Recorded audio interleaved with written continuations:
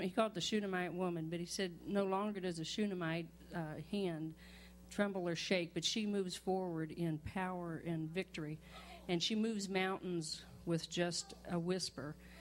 And then he really took me into a teaching about who the Shunammite were in the Bible, and I'm only going to talk about the one. The one was the Shunammite woman with Elisha. And, Elisha would go to the Shunammite's home, and they put a room upstairs for him, and, so I'm making it real short. But, he knew there was one thing that she didn't have, and that was a child. So he told her that in a year she would have a son. And then, of course, the son dies, and she takes him upstairs, puts him in Elisha's bed, and she runs off to see the prophet. And she would not say anything to anybody about what happened. She just said she wouldn't stop until she talked to the prophet, face to face with the prophet. And the prophet sent his assistant Gehazi back. He said, "Take my rod and go back the staff and put it on the child, and the child will come back to life." Well, he said, "Don't say anything to anybody along the way," but he did. He ran along and he told everybody, "Hey, I've got the staff of the prophet, and I'm going to raise this boy from the dead."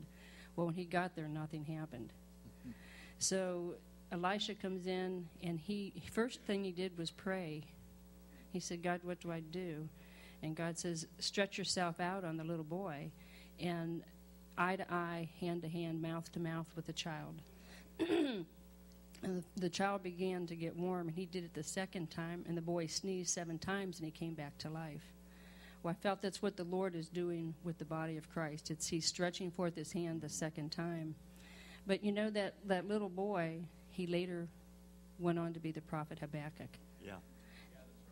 And so if you read in the book of Habakkuk, it's a powerful little book, but he's the one who said, in your wrath, God, have mercy. He's the one who saw God face to face, and just like what I was saying yesterday about when I was really, going, I want my daughter's house and I want it now. That's really what, and I didn't realize it at that time, but that's what I was doing, the same thing as what Habakkuk did. He had a face-to-face encounter with God, and you can come into that place just like Habakkuk did. He's the one who said the just will live by faith. So it's a really good teaching. I must say so, and I did it myself. So we all get Bob's teachings, but I did have one little bitty one for myself. So anyhow, enjoy it. Okay, I'm done. What I've already told you is today the word was liberty. I think it's only started out there with you. I think that I ought to share what I got on the Day of Atonement. I no longer get the shepherd rod. He released me from it, but he said, "I'm going to speak words to you throughout the year and bring them." And the first word he spoke to me on the Day of Atonement was mesmerized. And this nation's mesmerized. And it's time that the church wakes up. I saw this mesmerized spirit, and it was in your grade schools, in your colleges. And it was like a huge python swallowing people. And the one who were swallowing was children. So this mesmerized spirit is after children. This mesmerized spirit is from government down.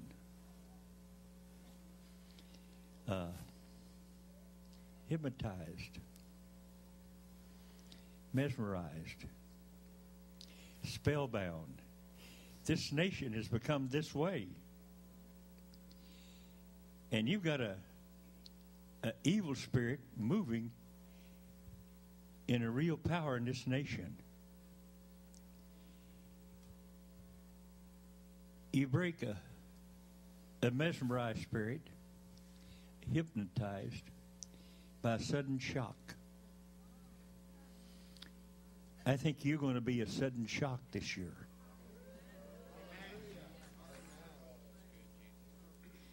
But it is a spirit. And it is calling good bad and bad good. So you're dealing with an evil spirit. A thing that is literally hypnotized or mesmerized this nation. The only hope of this nation is you. Because you aren't mesmerized. Neither are you hypnotized. So it's time that you begin to make your voice heard. And be a sudden shock. So I'm telling you, get ready for a shock.